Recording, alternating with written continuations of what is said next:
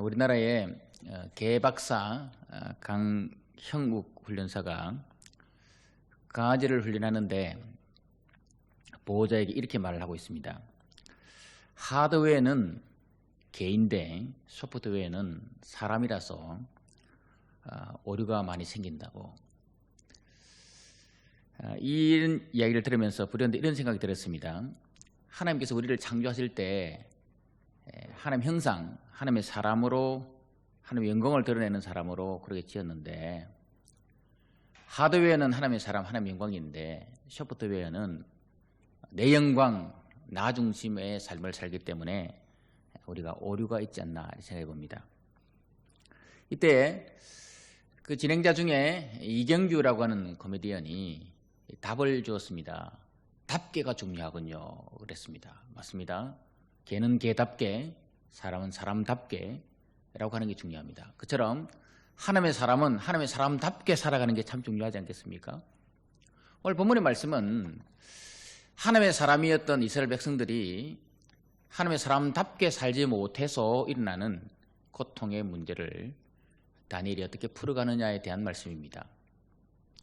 이스라엘 백성들이 하나님의 사람답게 살지 않고 오히려 우상 숭배하면서 자기 중심으로 살았습니다. 예레미야 7장 3절 말씀에 보면 이렇게 말씀하고 있습니다. 만군의 여호와 이스라엘 하나님께서 이와 같이 말씀하시되 너희 길과 행위를 바르게 하라. 길과 행위를 바르게 하라고 그랬습니다. 그러면 어떤 길을 갔기 때문입니까? 6절 말씀 보니까 이방인과 고아와 과부를 압제하지 아니하며 무지한 자의 피를 이곳에서 흘리지 아니하며 다른 신들을 뒤를 따라 화를 자초하지 아니하면 이라고 했습니다. 결국은 뭔가 하면 이방인 또 다른 신들을 따라갔다라고 하는 겁니다. 8절 말씀 보면 이렇게 말씀하고 있습니다. 무익한 거짓말을 의존한도다. 9절 말씀에는 도둑질하며 살인하며 간음하며 거짓 명시하며 바알에게 분향하며, 이방신이죠, 너희가 알지 못하는 다른 신들을 따르면서, 결국은 하나님께서 이스라엘 백성들을 세울 때는 제사장 나라와 거룩한 백성이라고 하는 중요한 하나님께서 주신 메시지가 있는데, 미션이 있는데 그렇게 살지 아니하고 오히려 바알을 따라갔다, 이방을 따라갔다라고 하니 예레미야를 통해서 경고의 말씀을 들었습니다. 예레미야 11장에 보면 이렇게 말씀합니다. 11장 10절 보면 분명히 하나님의 말씀을 안 듣는다 그랬습니다. 오히려 선조의 죄악으로 돌아가서 다른 신들을 따라 섬겼은적이라고 했습니다. 결국은 하나님과 언약을 깨뜨려버렸다. 결국은 이렇게 되니까 하나님께서 이 이스라엘 백성들을 그냥 가만 놔둘 리 없었습니다.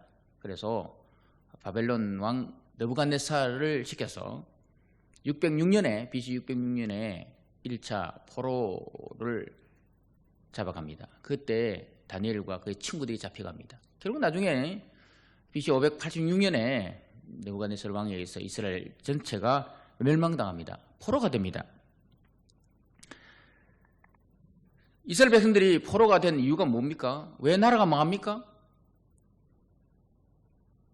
또 이 나라가 망한 이 고통 속에서 그러면 다니엘과 친구들은 어떻게 왕의 진미를 거절했습니까? 어떻게 고통스러운 이 나라가 망하고 예배드리지 못하는 이런 환경 속에서 포로가 된 이 환경 속에서 그들은 이 문제를 풀어가고 있습니까?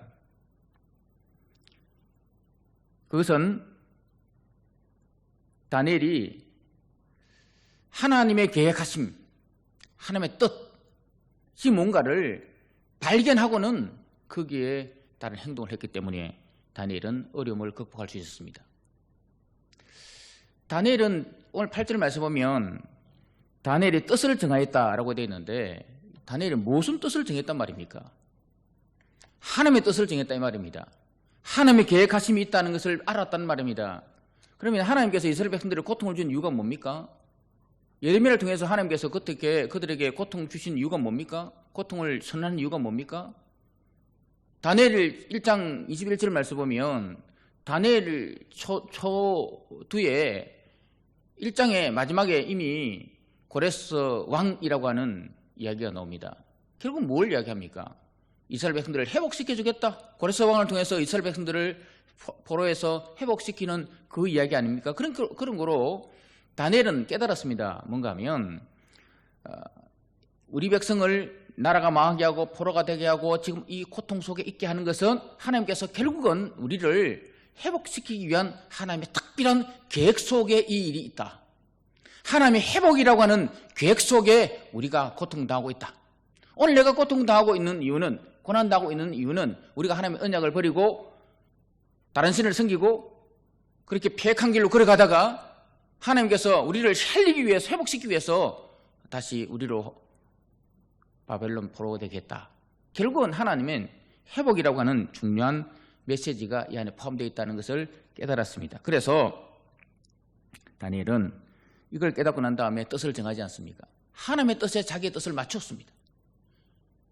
그리고는 그러면 고난 가운데 다니엘이 어떻게 이 고난의 문제를, 어려운 문제를, 환난의 문제를, 시험의 문제를 풀어가고 있습니까? 그는 회복이라고 하는 관점에서 뜻을 정하고는 하나님이 결국은 우리 민족을 회복시킬 것이다 라고 하면서 고난 가운데서도 원망하지 않고 불평하지 않고 오히려 감사함으로 이 문제를 풀고 오고 있습니다. 여러분, 홍해 앞에서 이스라엘 백성들이 한 일이 뭡니까? 홍해 앞에 이스라엘 백성 한 일은 결국은 원망 불평이었습니다. 모세를 통해서 하나님께 주신 메시지가 있습니다. 여호와께서 너희를 위해 싸우시리 너희는 가만히 있을지니라. 가만히 있으라 라고 했습니다. 불평하지 말라 이 말입니다. 하나님께서 하신다 이 말 아니겠습니까? 그런데 이스라엘 백성들은 홍해 앞에서도 불평 원망했던 그들의 습성이 광야 계속 이어졌습니다. 그들의 습관적으로 한 모든 것들이 뭔가 하면 원망과 불평이었습니다. 여러분, 이쯤 되면 분명히 다니엘도 자기가 잘못해서 포로된 게 아니지 않습니까? 다니엘이 잡혀온 나이가 14세 정도 된다고 생각합니다. 부모 잘못 만났고 나라 잘못 만났고 또 국제 정세가 잘못됐어 라고 하면서 얼마든지 원망할 수 있고 불평할 수 있습니다. 그런데 다니엘은 원망하지 않습니다. 오히려 뜻을 정했다라고 했습니다. 여러분, 뜻을 정한다, 하나님의 뜻에 내 뜻을 맞춘다 이 말 아니겠습니까? 하나님이 우리를 회복시킨다라고 믿으면 우리는 어떤 상황에도 원망하지 않습니다. 불평할 이유가 없습니다. 오히려 감사함으로 문제를 풀 수 있습니다. 우리는 예수 그리스도를 믿는 백성들입니다. 성령이 우리 안에 내주하고 있습니다. 성령이 너희 안에 거하신 줄을 알지 못하느냐라고 했지 않습니까? 예수님이 우리 안에 계시기 때문에 우리는 로마서 12장에 보니까 이 세대를 본받지 말라고 그랬습니다. 새롭게 함으로 변화를 받아라고 했습니다. 변화받은 사람들입니다. 성령이 내 안에 내주하심으로 말미암아 우리는 변화된 인생입니다. 어떻게 변화됐습니까? 베드로전서 2장에 보니까 이렇게 말씀합니다. 너희는 택하신 족속이요 왕같은 제사장들이요 거룩한 나라요 그의 소유가 된 백성이니. 택하신 족속이라 그랬습니다. 왕같은 제사장이라 그랬습니다.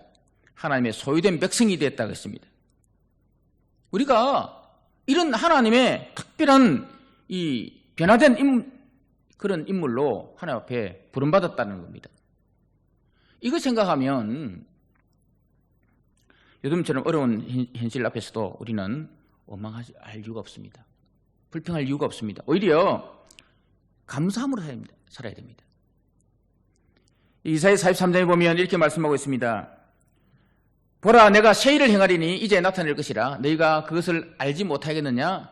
반드시 내가 광야의 길을 사망의 강을 내리니. 그렇습니다.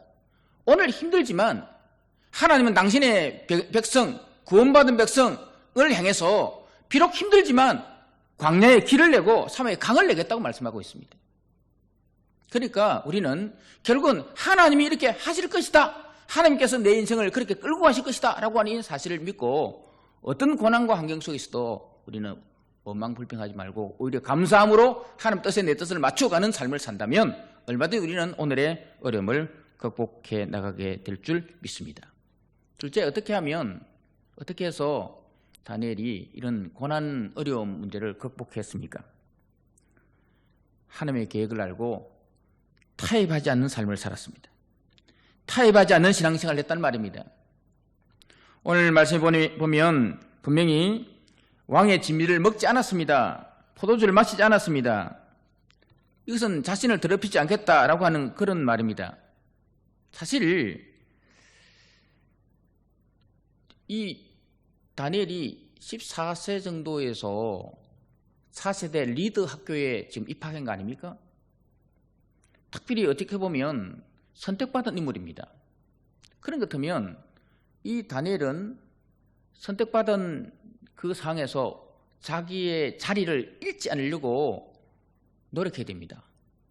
요즘 정치를 보면 공천관리위원들이 많던데 그 공천관리위원들 앞에서 얼마나 많은 정치인들이 아주 자기를 낮춥니까?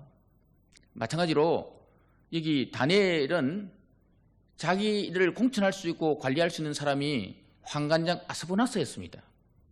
그렇다면 다니엘은 철두철미하게 환관장에게 잘 보여야 됩니다. 환관장이 싫어하는 말 하면 안 됩니다. 그런데 다니엘은 환관장에게 당대히 나가서 이야기합니다. 이 음식 못 먹겠다. 왕의 진미 못 먹겠다. 포도주 못 마시겠다. 라고 말씀하고 있습니다. 뭘 이야기합니까? 타협하지 않았다라는 말입니다. 타협하지 않으니까 여러분 오늘 9절 말씀에 이렇게 말씀하고 있습니다. 9절을 보면 본문의 9절을 보면 주어가 바뀝니다. 하나님이 다니엘로 하여금 환관장에게 은혜와 긍휼을 얻게 하신지라. 다니엘이 타협하지 않았는데 하나님이 환관장에게 은혜를 주시고 긍휼을 베풀어 주시고 있더라 이 말입니다. 우리 예수님께서 마태복음 5장에 보면 이렇게 말씀하고 있습니다. 만일 내 오른 눈이 너로 실족하게 하거든 삐어버리라. 내 백체 중 하나가 없어지고 온몸이 지옥에 던져지지 않는 것이 유익하며. 또 3절에 보면 또한 만일 내 오른손이 너로 실족하게 하거든 찍어내버리라. 여러분 오른눈 오른손이었습니다. 실족하면 찍어버리라 그랬습니다. 타협하지 말라는 말이죠. 오른손이 무엇입니까? 친구일 수 있고 자녀일 수 있고 직장일 수 있습니다. 오른눈이 무엇입니까? 인기일 수 있고 명예일 수도 있고 성일 수도 있고 양심일 수도 있지 않습니까? 그러나 이런 것 때문에 신앙생활이 점점 멀어지지 않게 하기 위해서 끊어버리라는 겁니다. 잘라버리라고 하는 말입니다. 타협하지 말라는 말입니다. 분명히 다니엘은 타협할 수 있는 그런 환경이었음에도 불구하고 타협하지 않았습니다. 그 결과 여러분 어떤 결과가 나오는가 하면 15절 말씀에 보면 이렇게 말씀하고 있습니다. 열흘 후에 그들의 얼굴이 더욱 아름답고 살이 더욱 윤택하여 다른 소년들보다 더 좋아 보인다 그랬습니다. 아름답다 그랬습니다. 17절에 보면 그들에게 학문도 주고 모든 것을 깨닫게 하는 지혜를 주었다라고 했습니다. 19절 말씀을 보면 왕 앞에 서게 된다라고 했습니다. 20절 말씀을 보면 그 나라에 있는 지혜와 총명이 온 나라 박수 술래보다 10배나 나은 줄을 아니라. 그들보다 더 지혜와 총명이 나았다. 10배나 나았다 그랬습니다. 21절 말씀 보면 결국은 다니엘은 고레스 왕 원년까지 있으니라. 결국은 정권이 바뀌고 제국이 바뀌어도 다니엘은 그 자리를 끝까지 지켰더라. 왜? 타협하지 않았기 때문에. 신앙생활은 타협하는 게 아닙니다. 우리는 오늘 참 많은 힘든 상황을 지나고 있지만 다니엘처럼 예배할 수 없는 그런 환경이라 할지라도 어려운 환경이라 할지라도 타협하지 않는 신앙생활을 지켜야 될 줄 믿습니다. 세 번째는 어떻게 해서 다니엘은 이 자기의 어려운 문제를 극복했습니까? 첫째는 그가 두려워하지 않고 낙심하지 않고 오히려 감사함으로, 그리고 두 번째는 타협하지 않음으로 고난의 문제를 풀었다면, 세 번째는 그는 하나님 마음에 두고 예배드리는 인생으로 살았기 때문입니다. 사실 오늘 8절 말씀에 나오는 이 내용은 음식 먹지 않겠다라고 하는 이 내용은요, 자기를 깨끗하게 하겠다, 우상을 지켜주겠다라고 하는 의미도 포함되지만, 이것은 뭔가 하면 나는 바벨론 신의 은혜를 구하기보다, 은총을 구하기보다 나는 하나님의 은총을 구하겠다라고 하는 그 말씀이거든요. 나는 환경의 은총을 구하기보다 나 하나님의 은총을 구하겠다라고 하는 이 말씀이거든요. 그래서 다니엘은 예배 중심으로 살겠다, 나는 어떤 순간에도 하나님의 은혜 없이는 못 살겠다라고 하는 그 중심으로 살았다라고 하는 그 말씀 아니겠습니까? 우리가 세상에 1등 인생만 원하는 때가 많습니다. 여러분, 하나님의 은혜, 나는 은혜 입었다, 은혜 받았다라고 하는 이 사실을 놓쳐버리면 세상 기준을 보면 세상 1등에 목말라합니다. 세상 1등에 목말라하면 어떤 결과가 나오는가 하면 사울 같은 인생 삽니다. 자꾸 비교하고 자기 자책하고 또 다른 사람에서 모해하려고 하고 하는, 이게 사울 같은 인생이거든요. 그러니까 내가 하나님의 은혜 받은 인생이다라고 하는 사실, 나는 하나님의 은혜가 절대 필요한 사실을 알면 하나님의 목자를 모시고 하나님의 은혜 없이는 못 산다고 살면 다윗 같은 인생 살 수밖에 없습니다. 오늘 우리가 어떤 인생 살고 있습니까? 하나님 은혜가 필요한 인생 아닙니까? 은혜 받는 최고의 방법이 뭔가 하면 예배 드리는 거 아니겠습니까? 성경에 보면 많은 믿음의 조상들이 어려운 환경 가운데 예배 드렸습니다. 아브라함 어디로 가나 제단 쌓았습니다. 야곱 돌베고 지고 가면서도 하나님 앞에 제단 사는 인생이었습니다. 요셉 마찬가지입니다. 어디를 가나 형통했습니다. 예배 드리는 인생이었습니다. 오늘 우리가 읽었던 이 본문의 주인공 다니엘이 어떻습니까? 여러분, 다니엘서 6장에 보면 다니엘이 다리오 왕 때에 총리가 3명 중에 3명이 있는데 그 3명 중에 다니엘이 어떤 이 됐습니다. 그러다 보니까 다른 정권들이 다니엘을 모해합니다. 그리고는 다니엘을 깎아내리려고 합니다. 여러분, 정치 세계는 냉혹하지 않습니까? 짓밟아버리는 거 아니겠습니까? 그런데 다니엘을 흠잡기 위해서 혈안이 되어서 흠을 잡았는데 흠을 잡을 수가 없었어요. 그러다가 생각이 뭔가 하면 다니엘이 예배드리고 있더라. 그래서 왕 앞에 가기를, 하나님 왕이여, 앞으로 30일 동안 왕 말고 다른 데 절하는 사람 벌하기도 합시다 라고 합니다. 왕 말고 다른 데 절하는 사람 사자고리 집어넣어 봅시다 라고 했습니다. 그 의인이 찍힌 것을 알고도 다니엘은 예배드리는 인생 살았습니다. 숨어서 예배드리는 게 아니고 6장 10절 말씀에 이렇게 말씀합니다. 다니엘이 이 조서에 왕의 도장이 찍힌 것을 알고도 자기 집에 돌아가서는 윗방에 올라가 예루살렘으로 향한 창문을 열고, 창문을 열었습니다. 문 닫지 않았, 숨어버리지 않았습니다. 전에 하던 대로 하루 3번씩 무릎을 꿇고 기도하며 그의 하나님께 감사했더라, 그의 하나님께 예배하였더라, 이 말 아니겠습니까? 어려운 환경이었습니다. 그렇지만 그는 예배하는 삶이었습니다. 전에 하던 대로 예배했습니다. 창문 열고 예배했습니다. 우리 당당하게 예배했습니다. 그 결과가 여러분 28절 아니겠습니까?